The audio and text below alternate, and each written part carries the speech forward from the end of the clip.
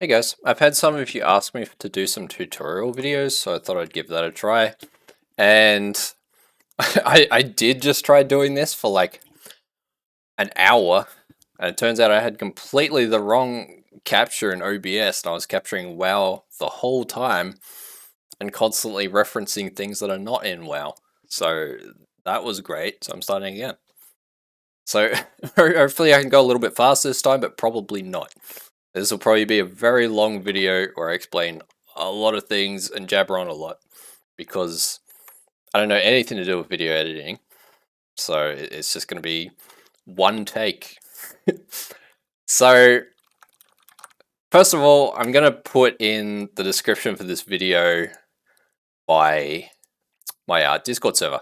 So when you go in here, you can view some of the stuff which I'll have been talking about here in this video, and you'll be able to download some of the import files for setting up some add-ons and weak cores if you want them to be the same as mine. So then if I go into it, I'm going to talk about all of my add-ons, like all the really important ones. I'm going to talk about the trivial, well, not trivial, but quality of life add-ons. And then I'm going to talk about all of my important weak cores. And then I'm going to go through, I think, how to import all the things if you want some things to look like mine. Although these are the only add-ons that actually support exporting and importing profiles. And then all of the weak cores can be imported that I'll talk about at least. So that's that. So if I go into my important add-ons again, I've got Bartender and Dominoes, and Dominoes is better. So if you're if you're already using Dominoes, I'd suggest stay with it. If you're not using either Bartender or Dominoes, I'd say use Dominoes. And if you're already using Bartender, I'd say, okay, I guess just stay with it. Like, I had to switch to Bartender off of Dominoes at the start of this expansion because Dominoes was broken for like the first month or something. And I never switched back. Even though I way prefer Dominoes and I should have switched back to Dominoes ages ago. I've used that on alts since, like when I've leveled alts or even done like keys on alts at level 70. But so it has worked out on those characters. It's a good add-on. I just can't be bothered switching to it again on my priest. I should have done it though by now. It doesn't take that long. It'd be like 5 minutes. And alongside that, by default, Bartender and Domino's does it too. They've got like borders on each of the buttons. So to get rid of those, I am using Mask, which is a separate add-on, which is in here somewhere. Here it is. So if I go here, all I'm doing with that is I've set in here, and there's a separate one for Dominoes as well as Bartender. But I've got Bartender turned on right now. So in here, I just go, okay, Bartender 4, and then I selected Dream. That got rid of the menu, because if I go like normal Blizzard maybe is how I would show it, how it was before. Yeah, this is without Mask on, and it's a mess when all the buttons are so close together. It looks fine when they're far apart, but the way I have them close together, all the borders just like clip into all of the other abilities. It looks awful. So I'll just turn that back off onto Dream. I have to do the same thing for Dominoes too. It's got borders as well. I think it's Blizzard's fault. I'm not sure. But so that's that one for my action bars. I'm only using my action bars, by the way, for tracking cooldowns. I'm not showing like spells like that don't have a cooldown, like Purge the Wicked and Smite and Flash Heal, because I'm only using it for tracking my cooldowns. I don't want to see things that don't have a cooldown because that's just kind of pointless. I never actually need to see them. There'd be no reason to look at those spells. And then I got big debuffs, and I'll illustrate what makes this really good in this video of 27 Vortex I got here. I'll go back a bit. So I got to find where we do some CC. So it should be at the start of this really super scary ball. There we go. There's the Warlock just interrupted this caster. So it's showing next to this nameplate, this caster is interrupted for the next 4 seconds, so it can't cast again. And there's Skull Bash, the interrupt from the Druid. And I'm waiting for like a, yeah, there we go. There's an AoE stun from the Warlock, so it's showing everything being stunned. Oh, there was in-cap roar from the Druid. So it helps me know everything that's going on. That's Winter's Chill. I'm going to filter that out right now because there's no reason for me to see that. Wherever it would be. Other buffs. I'll filter it out if I can find it really fast. Offensive buffs. Offensive debuffs. There it is. Okay, get out of here. I don't want to see that. Doesn't matter. It's not a CC. It's just the damage ability for Frost Mages that only they care about. So big debuffs, very good for at a glance on your nameplates to know what's going on with in regards to CC. So big debuffs, very good one. Bigwigs and Little Wigs. This is another add-on. If I'm using it specific. It can be used for like a lot of different things, but in dungeons and raids, Little Wigs is well, you have to have Big Wigs installed. This add-on's like DBM. If anyone uses that, so they're kind of like the same thing. So if you're already using DBM, I don't know if there's a reason to even use Big Wigs or Little Wigs.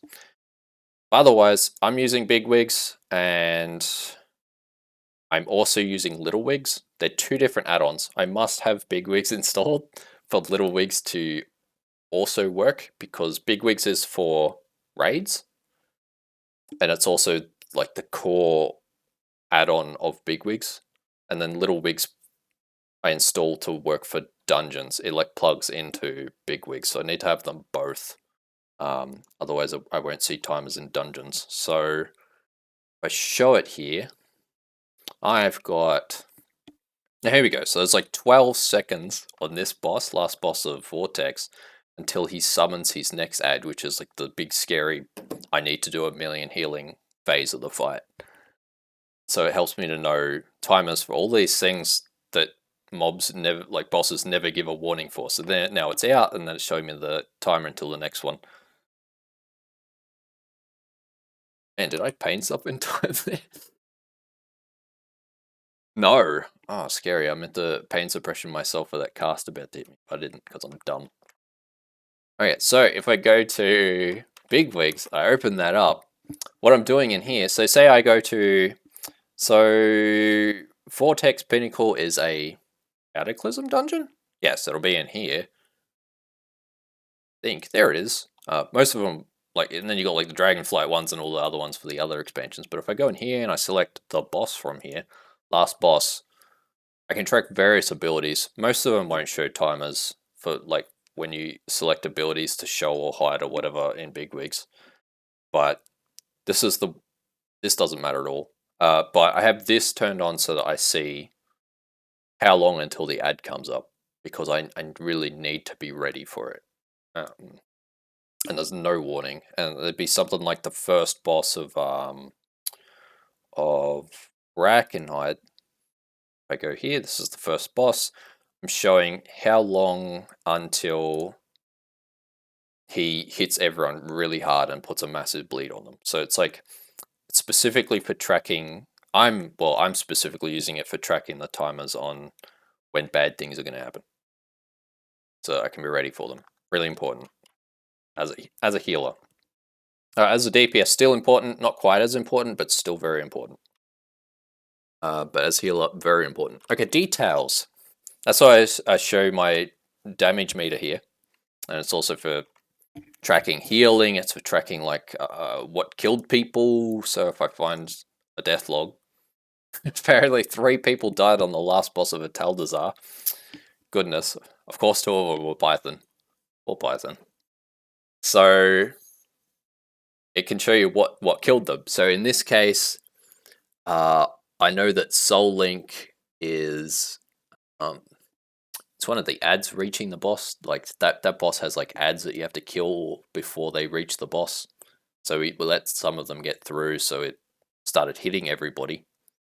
Then I look at Echoes of Shadra, the thing that finished him off, is that he walked into a swirly, essentially. There's like moving swirlies, essentially, on that fight, and he walked into one. So it's really good for figuring out what killed people. Like, say if I'm trying to figure out, did I suck at healing there? Was that my fault? I can look here and be like, nah, that guy walked into a spider. It's his fault. He's a dummy. Poor Rack. They're my friends, by the way, so I'm allowed to make fun of them. And then,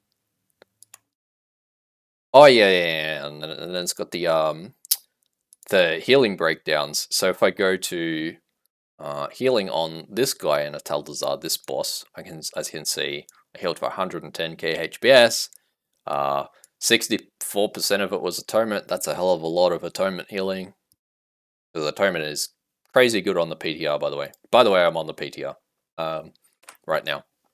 So all these add-ons still work pretty much, which is nice because I've done quite a few keys on the PTR this last few weeks or so.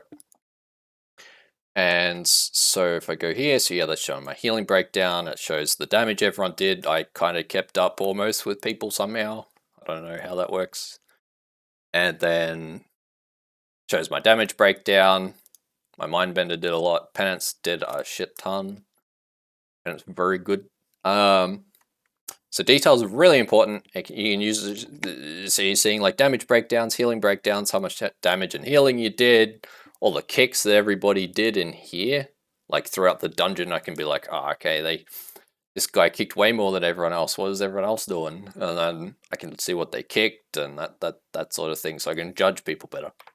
Very good add-on for judging people and at least telling what's going on. All right, and then we got neat plates. That's for my nameplates above people. And also for tracking dots on them. I'm using it for that too, and I'm using it for friendly nameplates too. And if I go into this video towards the start, I'm also doing a lot of nameplate coloring with it. So like all these little casters, I've specifically made them pink. I've made these big shield guys purple. And this other scary guy that charges people, I've made him red. That's just the default color for enemy nameplates in this add-on. So I'm using the, if I go here and I go /np, open up neat plates, I'm using the neon theme specifically. I've used it for such a long time. I used to use it because I used to be a PvPer between vanilla and all the way up until BFA where I started doing keys, and I absolutely love keys now. But until then I was a PvPer, so I just used minimalistic nameplates, just neat plates. It was called something else back then, but I just liked it for its simplicity, so it's kind of grown on me over time. But if you're already using something like GUI nameplates or Plata or some other nameplate add-on like that, it'll be doing all the same sort of stuff. I'm just attached to this one. I've used it for many years. And then Omni CC, this is one that's been around since vanilla, and all it is for tracking the cooldowns of my spells. So I see Penance has like 7 seconds left, Shield has 5 seconds left, and then Radiance shows me how many stacks it got, the cooldown on it. So Omni CC's always been a mandatory add-on that everyone must have, although I think that Blizzard does some cooldown tracking on the action bars themselves these days. I'm not sure. I think they do. But also Omni CC will show timers for other things, like big debuffs right here. It shows me 5 seconds left, and shows me that for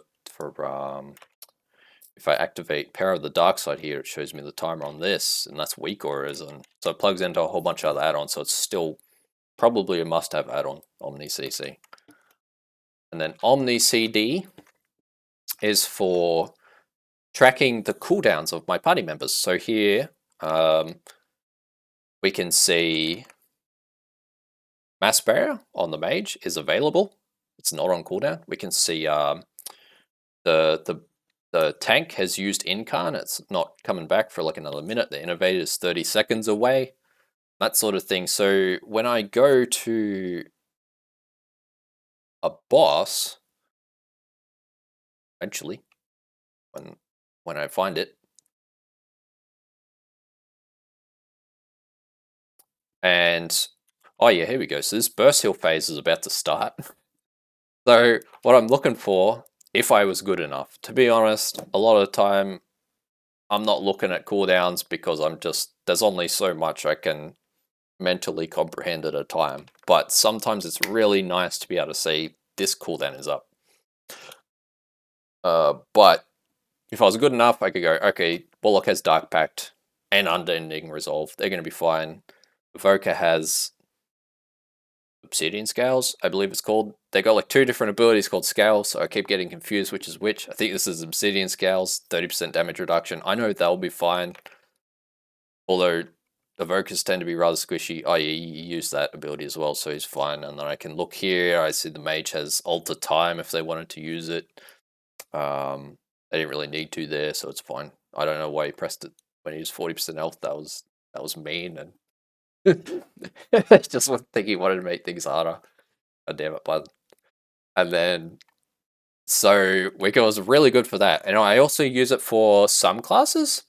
Like it'll be most evident with, well, most obvious with, most relevant rather, for classes like Fire Mage, or specs like Fire Mage, to track like their combustion cooldown, or a hunter, like a marksman hunter, to track their true shot aura. And for Warlock, I'm also tracking Infernal, though I'm not sure if that's important these days. This Warlock, I've known him since the end of Shadowlands. He keeps switching how much his damage cooldowns matter.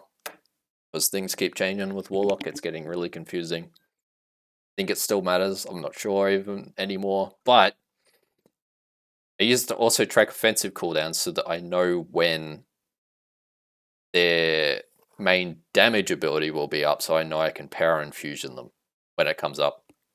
I have a couple of other things that help me with power infusions, but also just being able to track the cooldown is nice for that.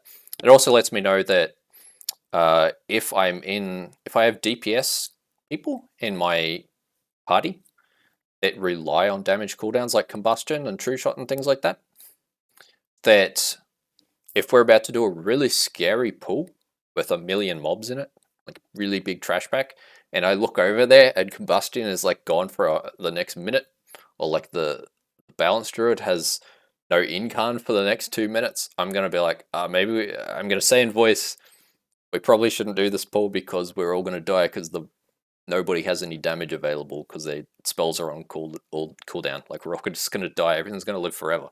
So it's really nice for that kind of thing too, as well as being able to know when you can power infusion someone, and going back to when their defensives are up. It's good for watching the tank too, just to see when their defensives are up. Although tanks have so many defensives these days, so it's kind of hard to know when they're going to be in trouble without them specifically telling you in voice. Like I mostly rely on Vitals, the druid here, which I've known for years. I pretty much rely on him to tell me when he's in danger these days, especially since he's not often in danger. And a lot of the time as a healer, you're looking after the DPS all the time. And so it's really hard to actually pay attention to the tank. And even if you do try to pay attention to the tank, it can be more effort that you should be using to pay attention to the group. Like you can only, as I was saying before, you can only pay attention to so much. So trying to pay attention to the tank can be kind of a bad thing sometimes. So anyway, that's a huge aside. Next add-on, Quartz. That's another one that's been around since vanilla. I love these add-ons that just get maintained just ever since the beginning of the game. They're great. So it's for, well, first of all, I see cast bars on unit frame on nameplates. I mean, that's just neat plates doing that. But if I target this guy, it shows the target cast bar here. I see that I set him as a focus target over here, so I see his focus target casting. And when I personally cast, I see my casts. So that's just how I'm handling my cast bars. And next is shadowed unit frames. That's what I'm using for my unit frames, for my player frame, target of target. As shown in this video, my party frames, as I just showed before, my focus target, all that kind of thing. that's how I'm handling that. It's also how I'm showing, if I rewind slowly, be nice if I could, yeah, there we go. That's how I'm seeing some limited amount of buffs and debuffs, which I'm kind of filtering out a lot, but it's showing here, just my atonement and renew, it would show like some of the dots from the mobs earlier in the dungeon and stuff like that. It showed to the right side. I'm using it for that too. And the way I'm doing that, for anyone if anyone imports my shadowed unit frames, the way I'm doing that is in this white list here, aura filters, manage aura filters, new disc priest here.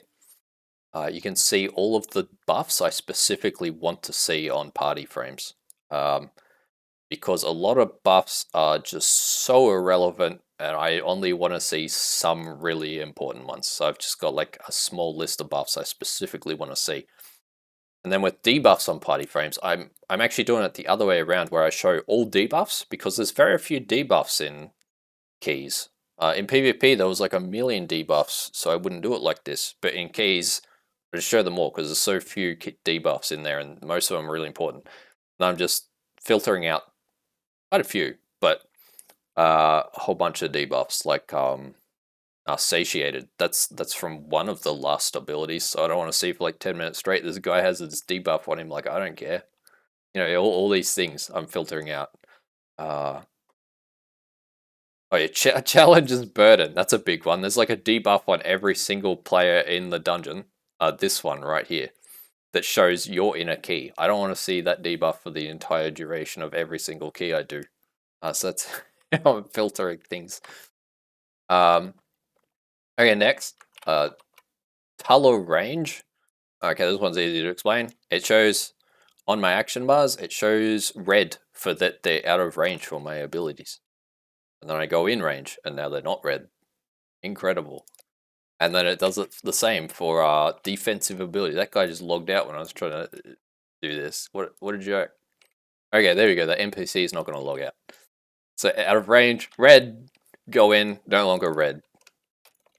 Very cool. Alright, next one, weak auras. I'll go into this a bit later when I go into weak auras. Probably pretty much everyone knows about them. I'll go into it anyway. Well, sort of. I'll go into the weak auras I have.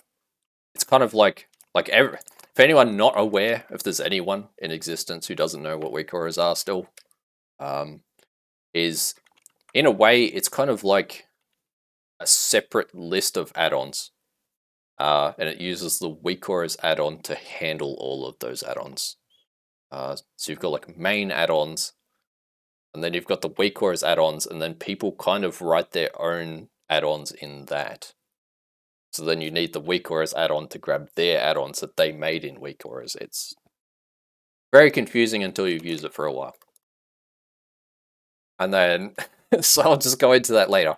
All right, now I'm going to go into some quality of life add-ons, which I love all of them. First of all, there's advanced interface options. Wait, did I skip a thing? Add-ons, important. I did. BindPad isn't even here.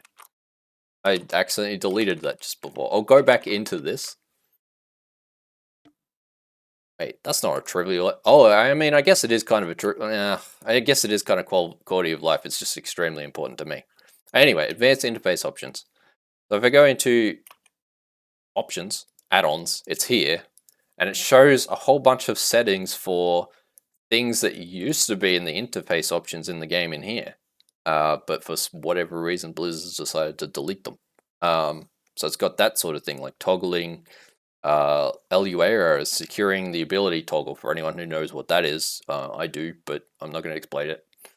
Max camera distance and floating combat text. There's also this thing which is broken on the PTR. I hope this gets fixed because it's awesome. This is a whole bunch of settings. Like there might be like 1,000 different rows of like each one is just like another one. Here's one, there's a setting, there's another setting, there's another setting. And they've all got a value and you just set them all. So if you know what you're looking for, you can set options for like a million different things in this game.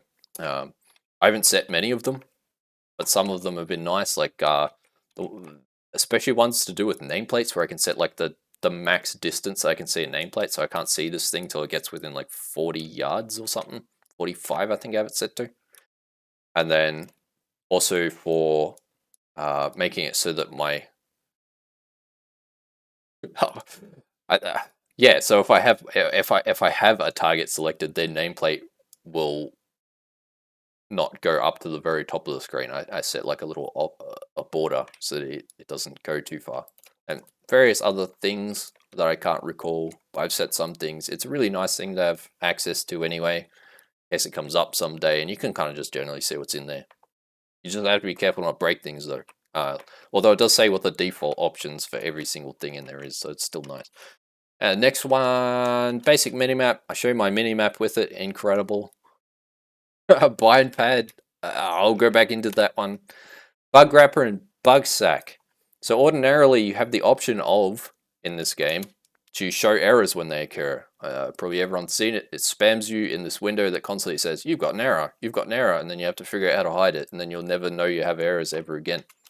So the reason why I have these add-ons, if I go find them, of bug wrapper and bug sack, they must both be installed. And then at that point, you can set the options in here in this add-ons thing and the interface options. This is what I have it set it all to, so that, in addition to that, I guess it's hiding LUA errors already as part of BugSec. I never realized, but I guess it does that. Oh, it's this mute thing, I think. Also not having auto pop up on. So just have your settings like this, if you want to do this. And it makes it so that your errors that occur from your add-ons and stuff, or sometimes occasionally Blizzard, or hopefully not, but sometimes that happens, they'll show up here. So it's saying advanced interface option is throwing a lot of errors, which is, yeah, to do with that CVARs thing, which is bugging out on the PTR. Hopefully that gets fixed. And then I got some stuff in one of my weak auras. Don't worry about that. The weak aura still works great. Hopefully I can fix this when like at some point I'll fix it probably. It doesn't matter anyway. Not all errors matter. It's just good for checking if something is really spamming you, or if one of your add-ons straight up breaks, you can find it in here. Because if something spams you enough, it starts to lag out your game. None of these are spamming me, so it doesn't really matter. And then if an add-on is straight broken, you can start debugging in here and figuring out why, because it's telling you the errors. Sometimes I fix my add-ons, so I need that. Okay, next one, Deja character stats. Another very cool add-on. Oh, random aside, this is Sublime Text, by the way. This is just a replacement of Notepad. Sublime Text 2. I've always loved this. I used to use it when I was programming, and it's incredible. It's just like Notepad, but better. It's probably like Notepad Plus, but I don't know. I really like this one. You can do a lot in it. It's very cool, and it's also extremely lightweight, easy to run. It loads fast. All that stuff. Anyway, Deja character stats. That's where I'm showing my stats. My crit chance and haste and my int and mana regen and all that. And I can click this to toggle what I want shown. I can switch their order around, so I can show my intellect down here if I was crazy. And I can show extra headings. Very cool. Next one, details timeline. Oh yeah, I didn't go into this. So you've got the details add-on, right? But then you've got details timeline, and this is fantastic for learning bosses. So I'll just go to the boss. For anyone who did BFA, I'll try to remind you who this boss is in a Taldazar. This boss, this one, and it casts like it summons like little ads and summons the blood puddles, and you have to run into blood puddles when the boss AoEs you to kill the boss. And anyway, so that boss, for that one in a Taldazar, because I did it recently, it's saved in here. So, oh yeah, I'll go through this. So I accessed it here. If you have details timeline turned on, which is might need to install it as a different add-on though. I think it comes as default by with details now, and somewhere in the options, yeah, here I enabled it, so it's enabled with that tick. I just disabled it. Might not have been very smart. Hopefully I just lose all my my things. I can't illustrate how awesome this add-on is. Okay, good. I still can. All good. Okay, so it'll show like, so I've selected this gold boss. Yeah, this guy. In a Taldazar, and it shows me when they cast their spells. So it shows me this spell. This spell's not very important. You just dispel the boss, is not a big deal. This one's not very important. It's just a dot on a random party member. You just dispel them, not a big deal.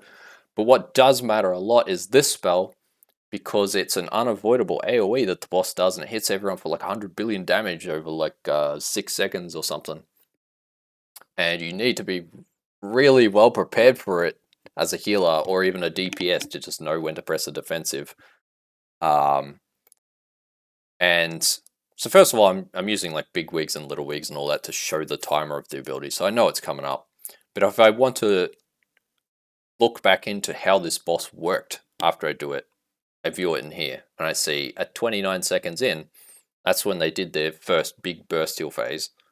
And I look 1 minute 4 seconds, they did it again, so that was like 35 seconds apart. So then it's like, okay, so every 35 seconds, well, the first one's at like 29 seconds into the boss, they'll do a burst heal phase. So I have to know to be ready for that every time I do that boss, because it'll be consistent.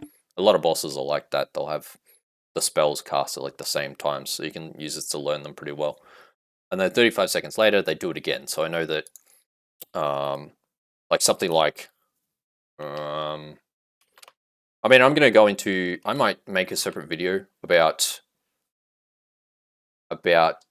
the PTR talents in 10.2 and the changes to disc breast, but suffice it to say, at the moment, you can choose to either have this 1 minute healing cooldown that's up every minute, essentially, or you can instead have one that's up every 30 seconds.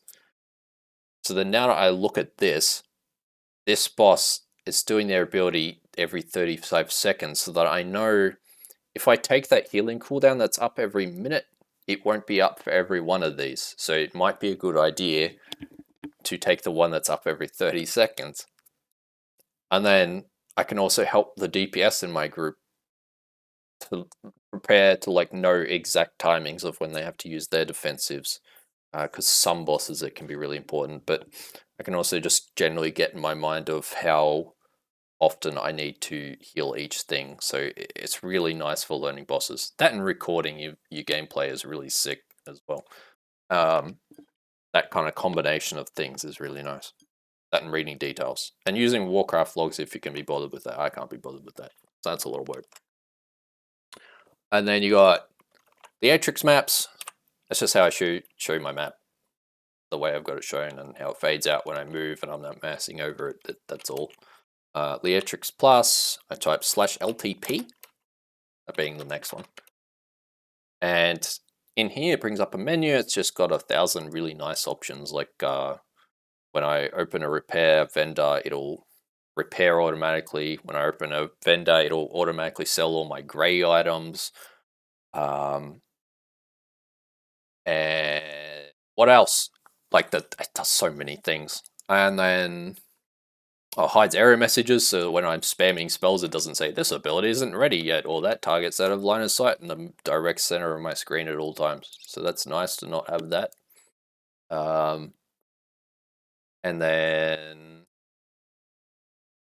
oh yeah, hides when NPCs talk to you in like that separate frame that shows up sometimes. Even in keys that happens, so it's really not nice to be spammed with that during keys. It can be a real problem.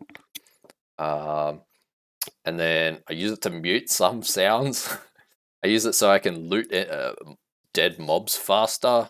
I can delete like epic items without having to type delete. I just click yes and then it's done. Do I want to delete this? Yeah, I do. Yeah, there you go, done. I didn't have to type delete. If I have to delete like 10 different epics or whatever random as items, then I don't have to type delete every single time. That's been a lifesaver for like the last, not really a lifesaver, it's still nice. I let that like 3 weeks ago or something. A friend told me about that option.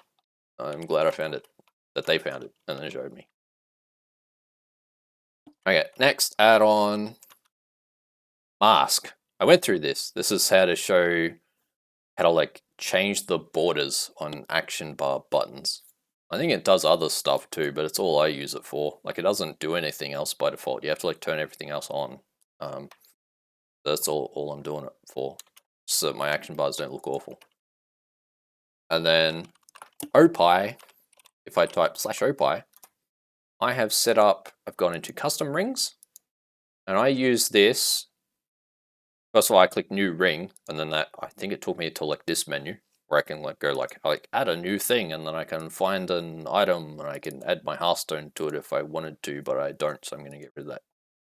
And I can set the shortcut key here, I set it to Control X burstily. I can just keep creating new opie rings, but essentially what this ring is I've set it up for consumables. I'd set up another one for teleports if I could be bothered, like for my dungeon teleports and stuff. I should have done that ages ago, I'll do it sometime. But for at least consumables, I've got it set up so that when I hit Control X, I see this. So when I'm starting a key, I can be like, okay, I'll eat this, drink that, use my rune, and then I'll right click and I'll hide that menu again, and I'm all set. So I don't have to like set key bindings for everything or click everything in my bags and stuff. It's just like, bam, here it is. Really nice add-on. Some people use it for actual combat things, like combat potions or even like long cooldowns and stuff. I don't know, you could use it for that. I think it's a bit fiddly, but maybe. Saved instances. This one's nice if you have alts. Otherwise, you're not going to care about this at all.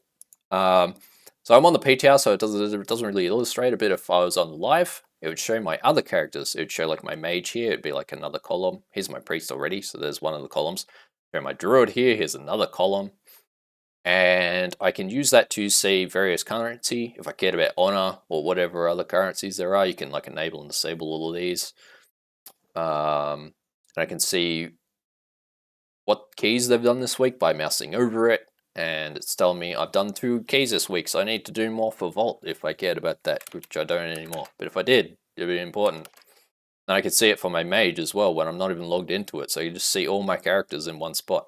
Like I don't have to log into each character to remind myself what key they have or how many dungeons I need to do for the Vault, how many raid things I need to do, bosses I need to do for the Vault. I don't raid, but if I did, that'd be useful. That kind of thing. It shows like Conquest for PvP. I don't PvP anymore either. Sometimes I do, but very casually. That saved instances. Okay, so now I'm going to go into BindPad, which I've been leaving off because it's kind of complicated to explain this one. I'm definitely not going to do it for a drink more with mint tea. Very good. I love mint tea, by the way.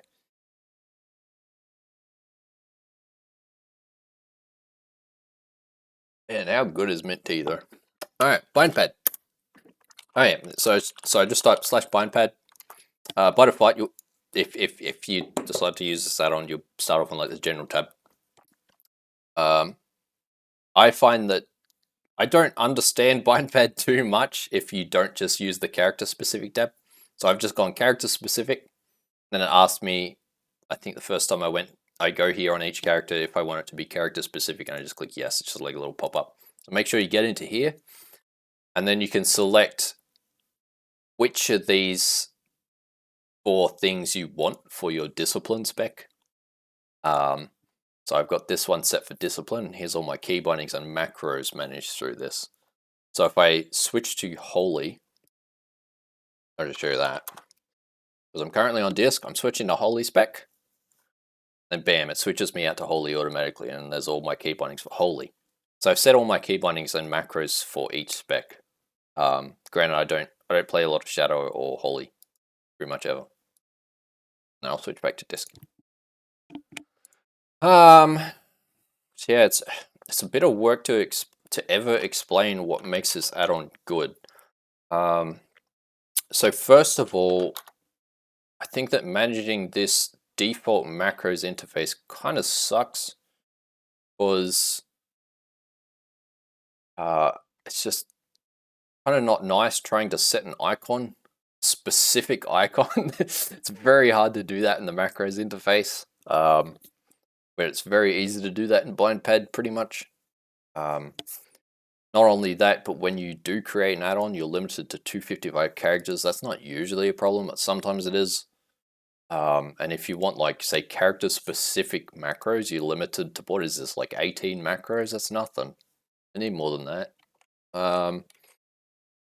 And so, first of all, it can handle macros a lot better than the actual default macros interface. I don't know why this interface still sucks so bad.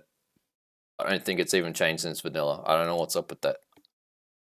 And then the other thing is, if you're like me, before I use BindPad, you'll have like a bunch of action bars, and you'll like keybind your action bars individually. So I'll set like Mindbender is bound to C, Penance is bound to S, and then for any spells that I don't want to see in game, I'd have like invisible action bars which I have hidden, which you can't do in Bartender, by the way, or you can, but when you click there, it's can't move your camera because it's trying to click on like the invisible action bar, even if you have the whole thing not shown. It's really annoying. Dominoes doesn't have that problem. That's the main thing that makes Dominoes better than Bartender, I reckon. So you don't have to do that with BindPad either, with like handling invisible action bars or binding these. Because when I go in here, it starts off like everything's empty. I don't have an empty one, so but everything be empty. So what you can do, either you can click here and it's like, okay, then you gotta annoyingly select an icon here somehow, be a thing, or you create a macro and you go show tooltip or whatever. But what I generally do instead is I'll go through the setup of setting up my dispel macro again. So what I've done here is I've found a spell in my spell book, clicked and dragged it over to here, and there you go, it's in there now. And then either I can keybind it and I can just be like, okay, that's my button now. I can defensive dispel people, great. That's tilde, by the way, the button next to 1 on the keyboard of tab. Or I can right click it, as I've done in this case, and I can type in an actual macro. And if I go here, grab that back, it's this. So this is just when I hold down control, I dispel myself. If I'm targeting a living friendly person, it'll dispel them. If I'm targeting an enemy, it'll cast the other spell, which is offensive dispel. I don't know why they're two different abilities, but they are. So that's how I handle that here. I do a lot of that, by the way. Like my smite is like my R button is flash heal and smite. Like it's dependent on whether I have a friendly or enemy player selected. It saves 100 billion key bindings for anyone who wants to, is struggling with key binding space and you're not doing this. Do it. Like then I've got like, oh, that one's complicated. I'll go. Oh my god, so is this one. all these trinkets that I don't use anymore. Get out of here. Alright, so this one is Purge the Wicked. It's essentially Purge the Wicked because that just replaces Shadow Word Pain, and its shield. So when I press V, it's both those abilities depending on who I'm targeting. So I'm like, bam, dot that guy. Bam, shield that guy. Or if I have an enemy or a friend targeted, I can go Shift V, and that's my self-cast modifier, so I shield myself with Shift. So that saves like a million key bindings. I'll set this key binding back to the spell. So the way I like to set up BindPad when I create a character, because this is specific to this character, so each of my characters has to set this up individually, and then it's for each one of these things in here. So this is specifically for disc on this character. I could set up another thing for disc, but I don't need to. But most people wouldn't need to do that. So I just have one for disc, and then I just create macros or drag spells in and turn them into macros, and I just do them all individually. I also like to just keep them in rows on my keyboard. So this is like tilde 1, 2, 3, 4, 5, 6, 7. And then below that is R, T, Y. Then below that, that's caps lock. I just have a program changing it, but that is caps lock. S, F, G, H, Z, X, C, V, B, N. And then I got F1, F2, some mouse buttons here, and then some control and shift buttons. Just to keep it easy to visualize where all my key bindings are, like what everything is bound to. So when I I need to remind myself for whatever reason. I don't really have to anymore. Or if I even just want to find something in here, it's easy because I know, oh, I want to go find like Purge the Wicked. Well, I know that's V. There you go, there it is. It's always here because it's V. That's how I like to do it. I mean, you just place these icons wherever you want. Like I got a bunch of random garbage down here that I don't use most of this anymore. This is for like years, and for some reason I haven't deleted a lot of this shit. A lot of it, like what's this? Oh yeah, whispering various people in my raid that I'm that I'm pressing, that I'm ramping, with like Rapture or whatever, telling people to innovate me. I don't need that anymore. I don't raid. I used to raid a little bit, casually. I no longer do. I don't personally enjoy it that much. It's kind of all about who I'm playing with when it comes to raid, and I don't like doing the serious stuff because it becomes like a serious time commitment where you have to be playing it directly 7 to 9 p.m. or the guild will kill you on those days, and you get kicked and they'll hate you forever. Yeah, it's a bit much for me.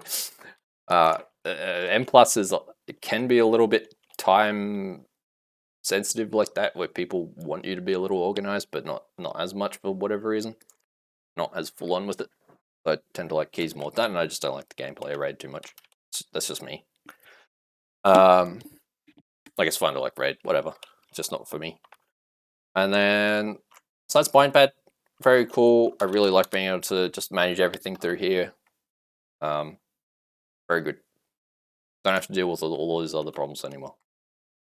Might have still not explained what makes it so good, but I don't know. As you use it, you realize it more and more. That it's just so much better than anything else. Okay, now what? I'm going to move on to my weak auras. Okay, so first of all, I've got my dangerous cast weak auras. All these weak auras will be available to import in the Discord. I'll show you how to do that later, along with some of the add-on imports. And so for this one, I'm using it to have sound effects when specific things happen. Like it's very specific to what I want to track. And in the dungeons for this specific season, I'll set some up for season 3 of Dragonflight eventually, at some point. But tracking things once I know those dungeons a little better. But say, is there anything in Vortex that I track? Yes, there's. Oh yeah, that's a great one. That's going to illustrate it well. If I go to, a bit too far. If I go to this part of the video, wait, oh, wow. Was I on that? I was just standing around in the boss room for a while. I go past here, past this incredibly scary pack, and onto this one. I'll unmute this video because this week or is for sounds. So, so first of all, I got a lot of these set up. So here's the ability that I'm tracking here, which I'll show in the video. I got a lot of these sound effects set up so that it plays like a kind of ding sound when huge damage is going to start hitting the group. Not for all things, but for some things that I find kind of difficult to notice, generally on trash packs and stuff. Because like trash packs can be really hard, like really big. I mean, so it can be hard to track individual cast bars and stuff on mobs at times because there's just 1,000 mobs in the pool. So if I unmute this and we'll listen for it. So we're watching for this Executioner or the other one, to start casting its dangerous stomp ability, which AoEs everyone. Knocking them all up. There we go. So we just heard a ding sound and he's casting it. So that's when he cast starts and then it goes off and it's meant to hit us really hard, but apparently we all defensive that one like crazy. What even happened there? We barely hurt us. Oh, alter time. So Python instantly healed before we could even see it. That's another couple defensives on those two. I'm just extremely tanky for some reason. Disc Race is extremely tanky at the moment. Don't let anyone tell you otherwise. It's actually crazy that how hard we are to kill right now. Between our fade mitigation, flash heal, desperate prayer, pains up, shielding ourselves. We've just got a lot of leech. If we get avoidance on our gear, it's even crazier. It's wild how unkillable we are right now.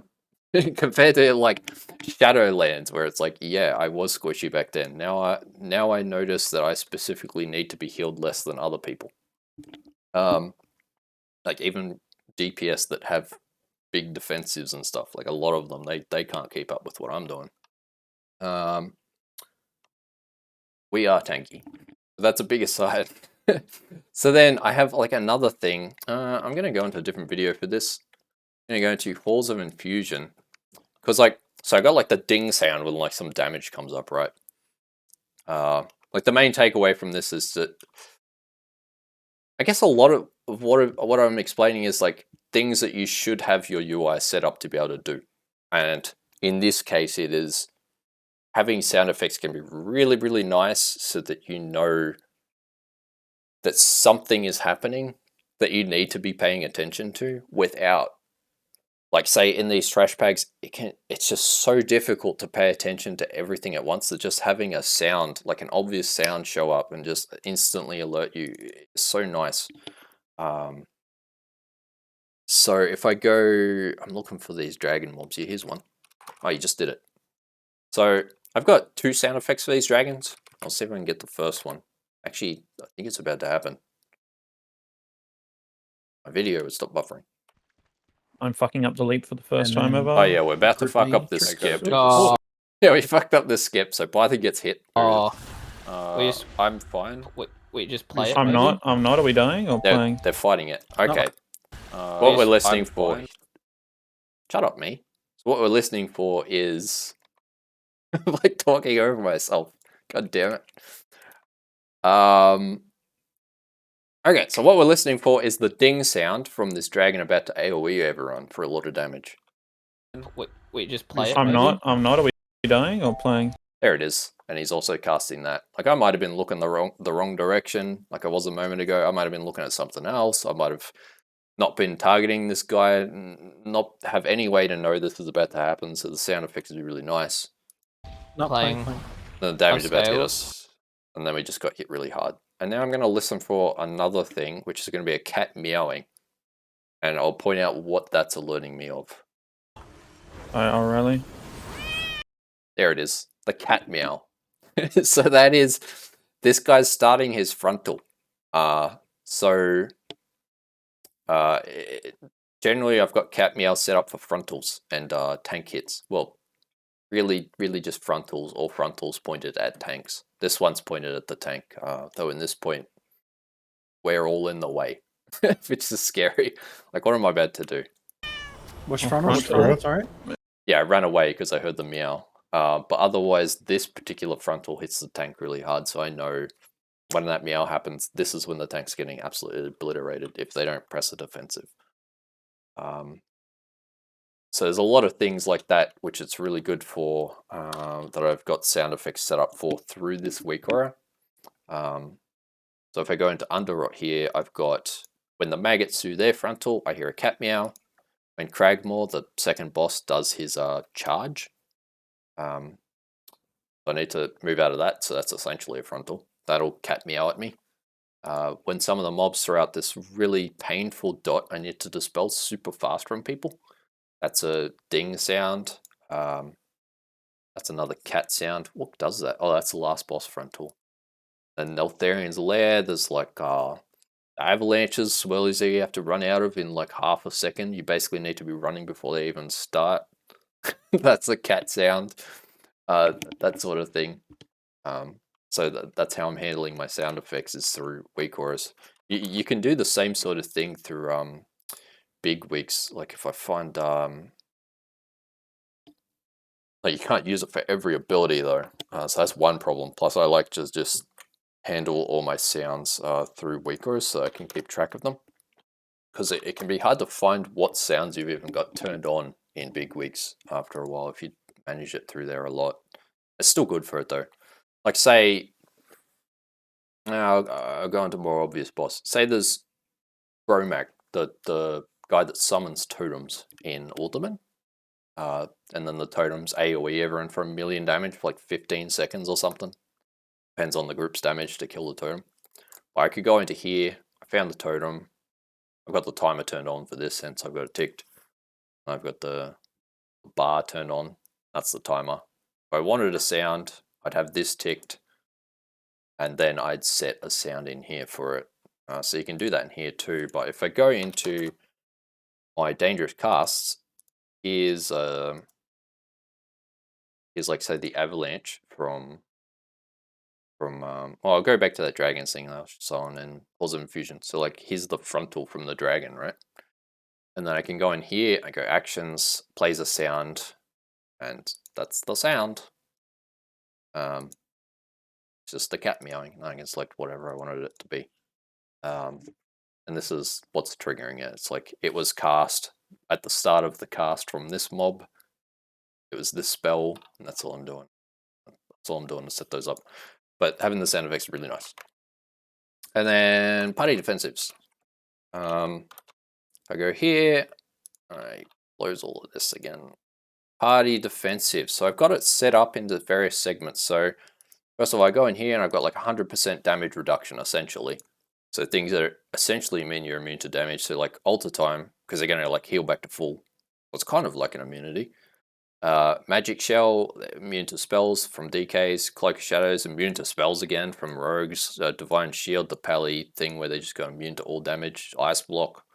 So I got everything in 100% here. And then I've split it up into other percentage defensives, like all the 20% damage reduction, like Barkskin, and I would have thought Buckskin would be in here. Was Barkskin 25 now? I think it might actually. Where is Barkskin? Oh, here it is. It just has a weird icon shown here, but it doesn't matter because it works anyway. So then I got Barkskin and Iron Bark and Divine Protection. Mirror Image doesn't actually work. I should get rid of that. I wish it worked for mage. I don't know how to track mirror image uptime on mages.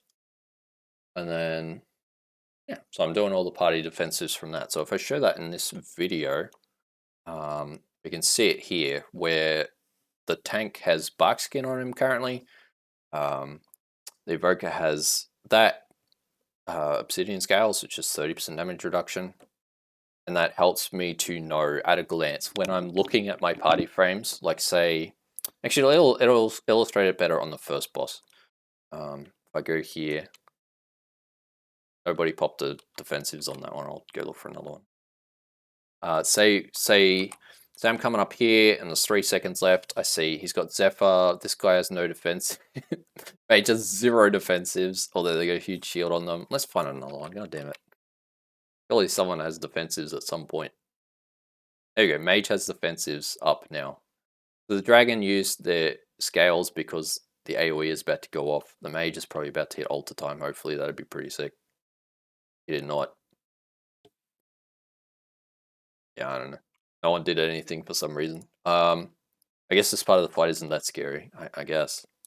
But it lets me see when I'm healing people specifically who has damage reduction or some sort of big heal or defensive on them already. So I know that it helps me gauge better. Oh yeah, their health is like half, but they got like this defensive on them. Or they're about to get hit by some one-shot ability, but they pressed Ice Block, so I don't have to press Pain Suppression. It just lets me know that people are how much they're going to survive something. Especially tanks.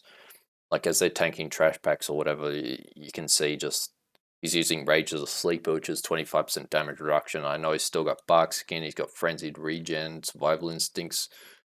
So each time he pops one, I can see it come up here. He's probably going to pop another one soon. There's a Frenzied Regen, so I know he's healing for a lot. That's good for just healing tanks as well. Next one. Priest, Weak Auras. Oh yeah, I made all of these, by the way. These Weak Auras, these are all mine. I made these. Apart from kind of targeted spells, that's from me editing a different Weak Aura, which I'll go into. So we've got Priest.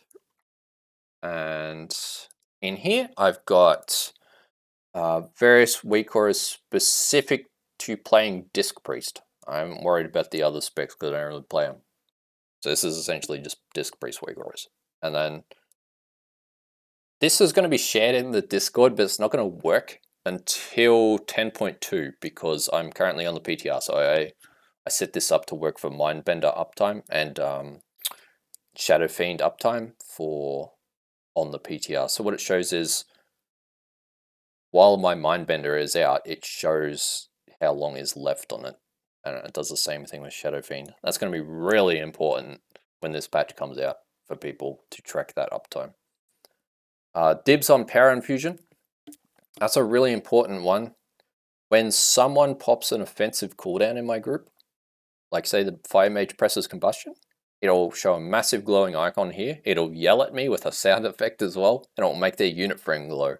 It'll do all these things to make it extremely obvious that I should PI them right now. Because without this weak aura, I have to be such an eagle, just eagle-eyeing everyone's offensive cooldowns all the time to try to PI them at the exact moment they press it. But I can be busy, so it can be kind of a little tricky, like I'll miss one eventually. And this weak aura will just take all that away, just yell at me to press PI, and I'm like, oh, yeah, okay, press PI. And it's just like instinct now. It's like, PI time. Did it. So that one's really good. Powered Life. That shows on each of my party members when they go below 35% health that I can Powered Life them. I'll see if it happens at some point soon in this fight. Oh my god, this is the down phase, so it's not going to happen for a moment. Do some damage, boss. Goodness. I don't think anyone's going to go below 35% ever again.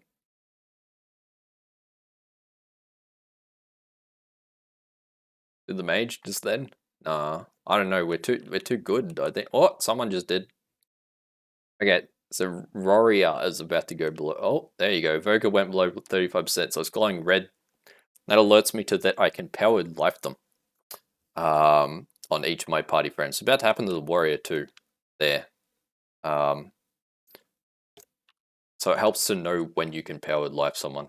It won't be as important in 10.2 because you can only cast Powered Life on people below that health, below 35% on the PTR right now. So you can't accidentally use it when they're above that health. It'll just always be good when you press it. And if I look at this Evoker as well, another one of my weak auras, I missed it there. No, I had it and I missed it. Try to show it. I'm about to target the Evoker. Damn it, he healed too fast. I'm about to target the warrior. There we go. I see Powered Life here. That is another one of my weak auras right here to show when they're low health on my target. And then I have another one to show it here when it's me.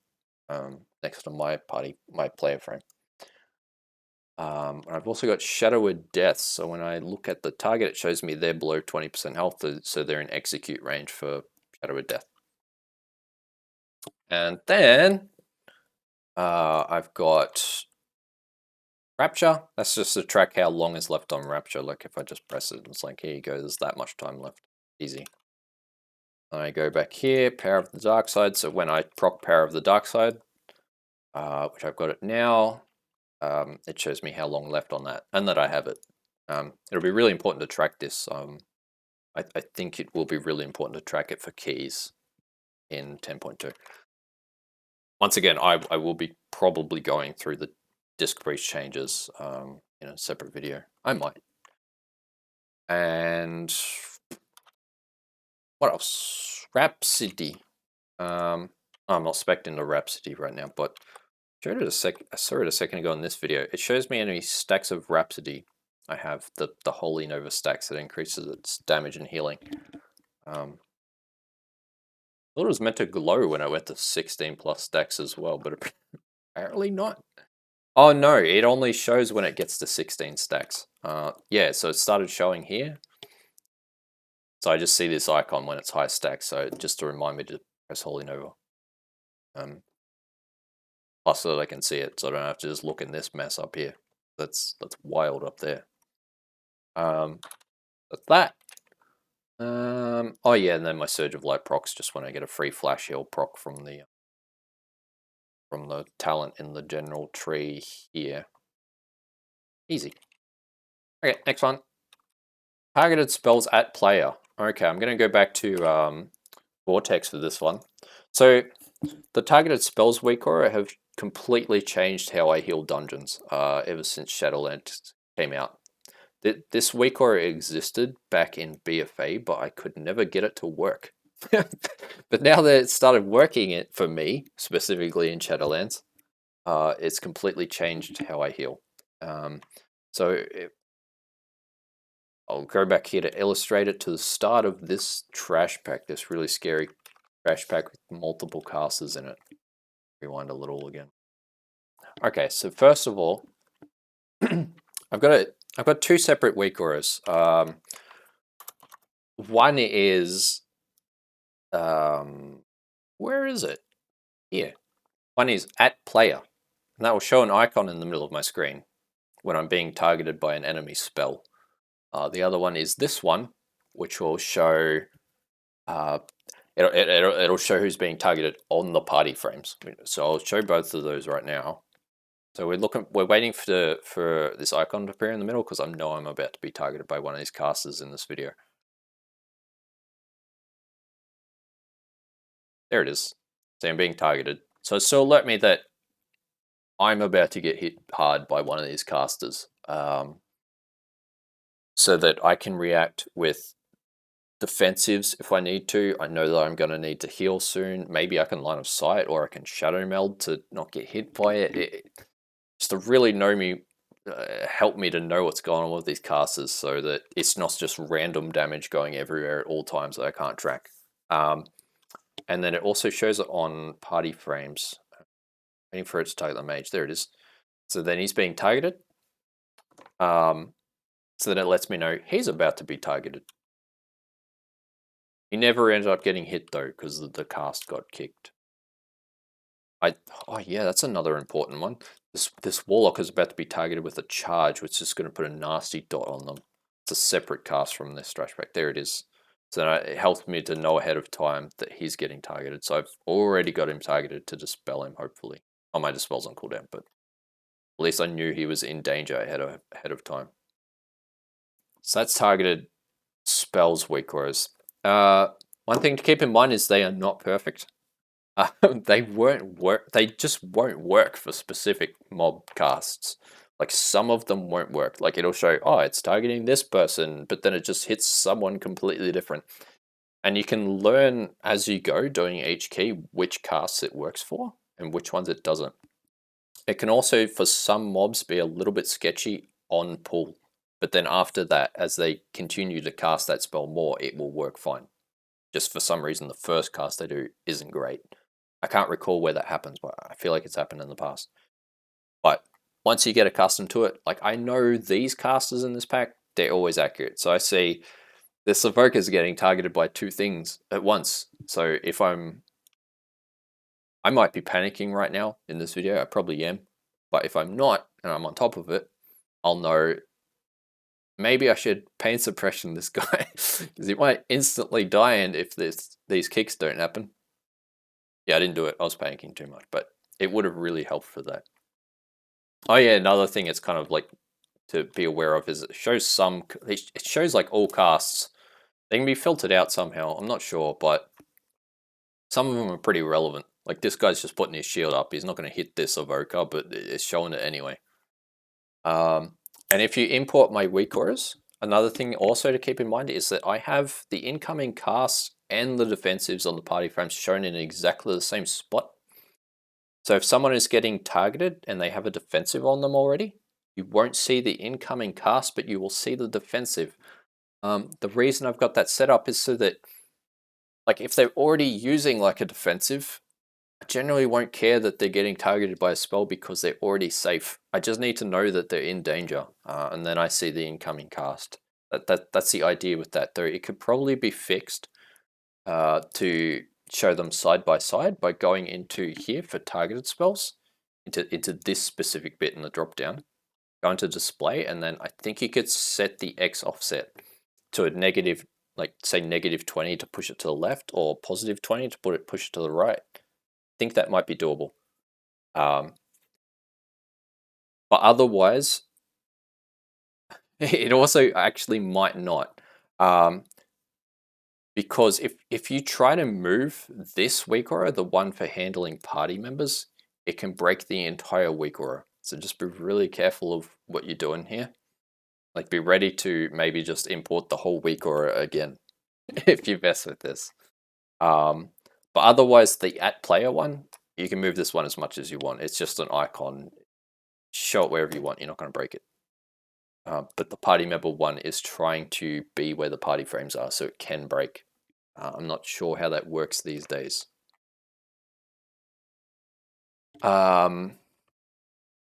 Otherwise, target spells is incredible. Like, because back in BFA, before I was using the target spells weak auras, I would have to say there was like 4 casters in the pack, like in this one.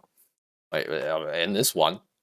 Oh, they're all dead now, but there was quite a few casters. If I go back, here's 2. I mean, these red guys are all casters essentially as well, because they do a casters, like 6 casters here. There's another one on this bridge coming towards us. I didn't know it at the time in this key, but it's there. I know now in the video. So tracking each one of the individual casts and who they're targeting, how would I even do that? That's just crazy. So I have to have something to show me. And just showing it on the party frames and on me in the middle of my screen is just perfect. It's made it so much easier. So much easier than trying to target like a million mobs all the time. Which is what I used to do. It's so much harder. Oh yeah, Blood Death Knight Runic Power Weak Aura. This one's great. You have to, if you have a, it's good if you have a Blood Death Knight tank specifically, which happens in pugs sometimes, or maybe Blood Death Knights will be the meta tank again at some point, so we'll see them all the time. Who knows? But if we ever have one, this weak aura is great because if I go in here, first of all, so say you have a Blood Death Knight tank, for this weak aura to work, they have to be party member 1. I'm in the habit of always having party member 1 as the tank anyway, because I press 1 to target party member 1 on my keyboard. That's how I do it. But even if I was clicking or doing mouse overs, I think it'd still be good for muscle memory to just know that party member 1, the top frame, the top unit frame, is always the tank. But in any case, you'd have to put the Death Knight as the leader for this to work. And then it indicates how much runic power they have, which is their version of rage or energy or whatever. And then if they're low on runic power, it means they can't heal themselves very much. And if they're yellow, it means they're about middle runic power, so they can heal themselves for a little tiny bit. And if they're green, it means they're full runic power. They're pretty damn safe. They will be healing themselves a lot, because generally when you're healing Blood Death Knight, maybe no one's done it much recently, but for anyone who has healed them, you know that it can be really hard to know when they're going to heal themselves for 1 million health and make all the healing you did on them completely irrelevant and wasted. So knowing this, in addition to seeing, say in Omni CD, their defensives and their defensive uptime here, also seeing like a dot next to the DK to show how much they're going to heal for, it lets you know that they need some time where you might be able to help them by healing them, because they can't do it right now. Not for like a few seconds or something. So that weak aura is also very nice if you have the Blood Death Knight tank. Probably very good even. Just hinges on whether you have a Blood Death Knight, on whether it's extremely useful or not. Alright, and then we got these weak auras, which are not ones that I made, but I will share them in the Discord anyway. But you'll be able to find them in Wago. Go into here. I already did it here, but you just go into here, find raid ability timeline, which is one of the weak auras. I'm not sure which one it would be at the moment, and so I'm going to be just sharing them in my Discord anyway, just so people grab them, so they don't have to figure out which one of these are actually correct. But you could, you know, go in here and like download them from here otherwise, because I didn't make them. They're already managed by other people. If they break someday, you may be able to get them from there. So first of all, there's raid ability timeline. which is, so I've got like Bigwigs and little wigs to show timers for bosses in the dungeons, but to make it look like this, I also have this raid ability timeline weak or enabled, specifically enabled in keys. Hence it's in not loaded here, but it will load in a key. And it makes it so that it looks like this. Without that icon, I got rid of that icon in the one that I'm going to share. Because I really like the way this looks compared to default Bigwigs. I kind of can't remember how default Bigwigs looks like. I think it was like a bunch of horizontal bars for each ability that you track the timer of. But I didn't like it at the time. I don't know. It comes down to preference, but if you like how this looks, then this is the weaker. And next one, rebuff reminders. Going game for this, so that one is up here. And since I'm a priest, it'll work for Fortitude, powered for it. If I'm a mage, it'll work for Arcane Int instead, and so on for if you're a druid or warrior. But for priest, it will show this icon down here if anyone in my party or raid is missing powered Fortitude. And it also shows a number of how many are missing it, just to remind me to cast it. So that's it. That's all that does. Still very good. Targeted spells, I went through that. And that's all my add-ons and stuff. So I'm going to go through now how to import some of these add-ons, like the ones that you specifically can import.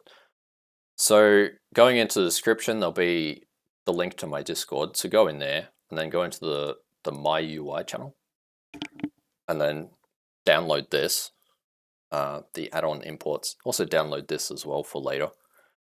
They're just zip files with my imports.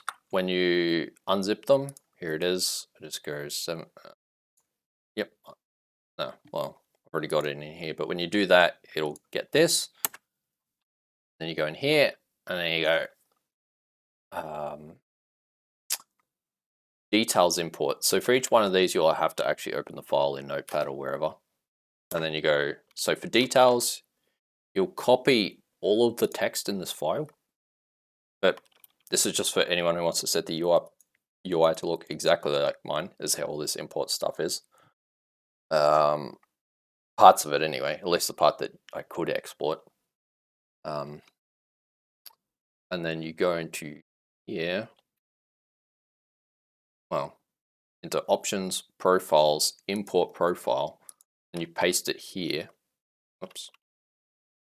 Copy that. Paste it here. Apparently it's broken on the PTR right now. Ordinarily I could click in here and paste and then click OK. Then that would import the profile. Just another thing broken on the PTR, as it generally is. I'm sure it'll be fixed by the time it goes live. And then neat plates, that's the other one. So you copy paste this, and in neat plates it is, so you go /np, then you go, I think it's down here. Is it? I don't remind myself where this is. Import profile, here it is. Oh yeah, you need to like set a name. So like, I don't know, blah, and then import, and then paste into here, and then click OK. Then it'll create blah in here somewhere. And then you'll, in here, you select for each of your specs that you want it for, you select blah from there, and then that'll work. That's neat plates. And then for Omni CD, go in here, once again, just copy paste this, and then you go /Omni CD, profiles, and then, no, profile sharing, that's right. Then you go import, paste in here, click decode, I guess. I haven't tried to do it, but I imagine that's what you do, and then that'll bring it in. And then for shadowed unit frames, there's a little bit to this, but you open this, you copy paste it again, you go /SUF to bring up shadowed unit frames, and you go, so first of all, you have to go into general here, and then general here, and then you have to tick advanced. You might also need to reload your UI or relog or whatever. And then after that, it'll make this visible, the layout manager. And you go in here, and you click the import tab, and you paste it in here, and you click accept. And that'll pull in that profile. Possibly made my entire game crazy by doing that. Because either it does, oh no, there we go. I was gonna say either it doesn't work on the PTR or it's going to take forever because it always takes forever for shadowed unit frames for some reason. I guess there's a really big import. So be prepared for that huge freeze up if your computer is as bad as mine. Or maybe just, it will just be guaranteed to happen, who knows. Okay. And then all of the weak auras you'll be able to grab. Once again from here, just download this. And then you'll get this. And then you'll unzip that and you'll get here. And then for each one of these, just open it up, copy this. It's a lot easier than exporting the add-ons, importing the add-ons. Click import here, paste it here, click OK. It'll be okay instead of import as copy, unless for some reason you already have this weak aura, and then it's import as copy because you've already got it. So you just click OK and just import every single one of these. All 8 of them? 9. All 9 of these, and then you'll get all of these weak auras that I went through, and that's it. Yeah, so I think that's everything. Just find the Discord in the description, and then you'll have these downloads. Here's the lists I went through of the important and not so important add-ons and weak auras and stuff. Yeah, that's it. Anything I need to go through in BindPad? Maybe.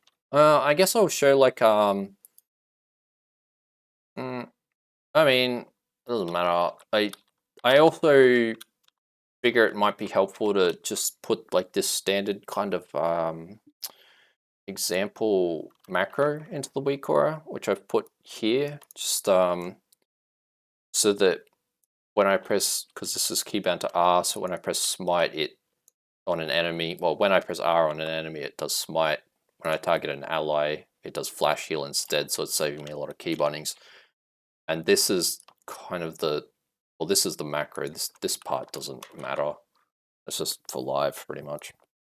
This part's the important part. And you can just switch these spells around. So if you wanted like Purge the Wicked and Shield to be on the same thing, then what you would do is you would just copy paste this to a new macro in here.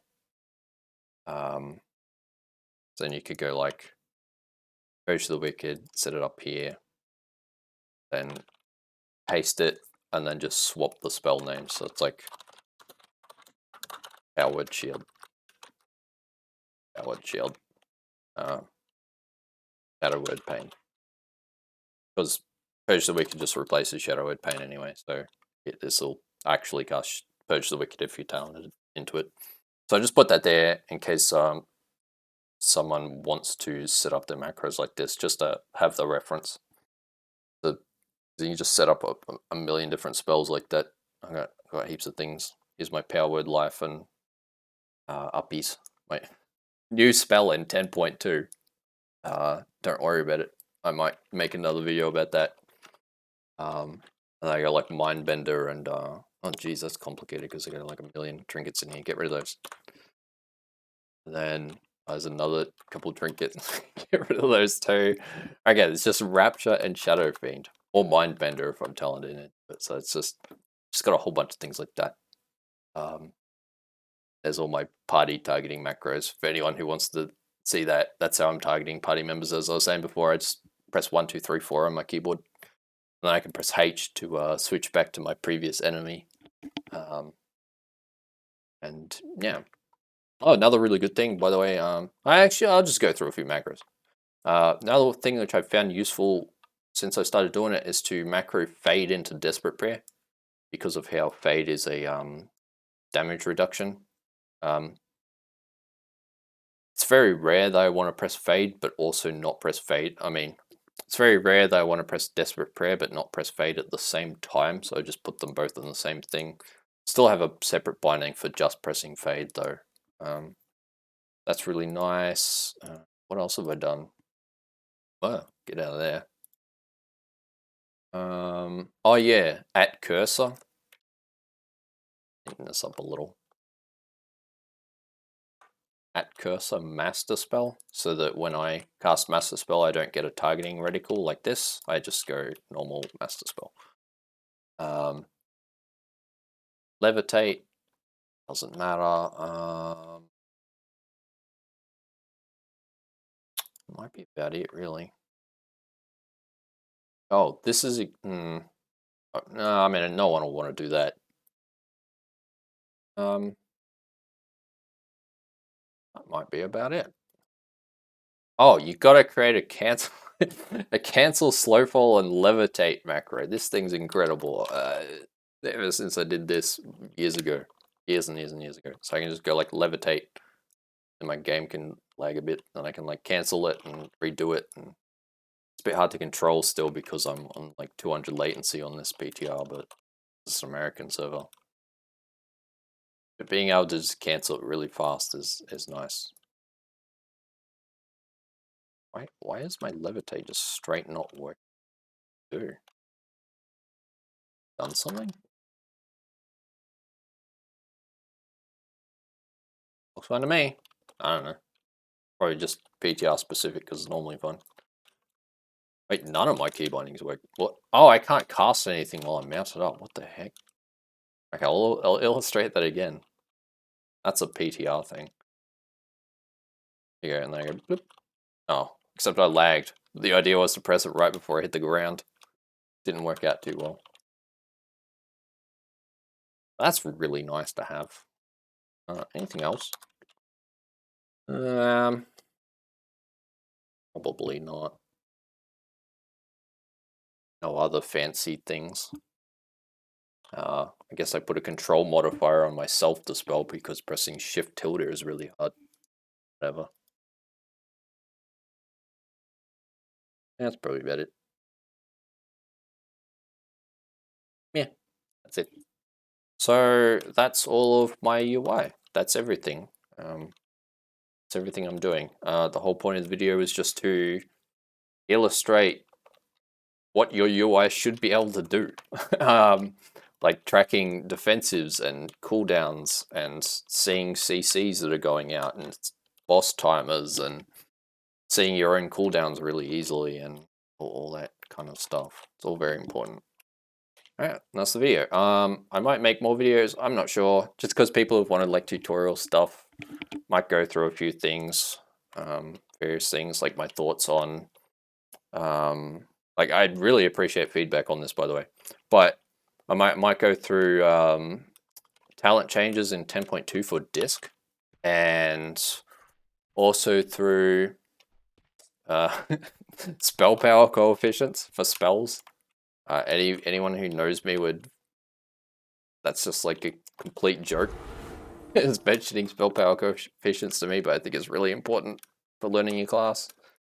Going through the various value of all the talents, stuff like that, and then also going through how I specifically heal keys. Like that would be videos like going through this and explaining my thoughts as I'm doing the dungeon. I feel like that'd be really good too, but I might get a few of the other things out of the way first if I do more videos. Yeah, that's that. I know I rambled on a lot. I don't know any editing, so probably no one made it through the whole thing, but if you did, holy shit, you're insane. Thank you, and bye. And cancel video. Bye.